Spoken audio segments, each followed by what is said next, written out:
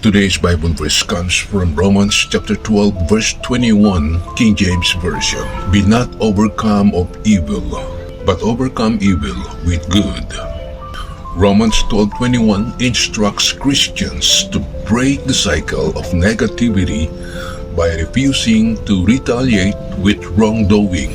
Instead of letting another's bad behavior dictate their actions, believers are called to respond with kindness, forgiveness, and love, which serves as a powerful, transformative response. Key aspects of Romans 12:21. Number 1. Don't let evil win. Being overcome by evil means stooping to the level of the offender, responding with anger, revenge, or bitterness.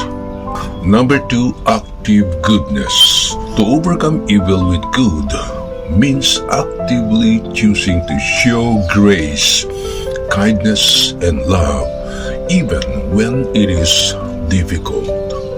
Number 3, context. This verse follows instructions to bless persecutors and not repay evil for evil. Romans 12:14-17. Number 4, basis in Christ. The principle mirrors how Jesus overcame the world's sin by returning love for hatred on the cross.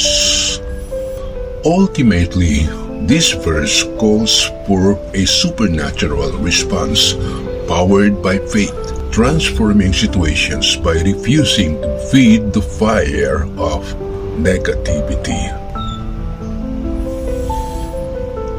Amen.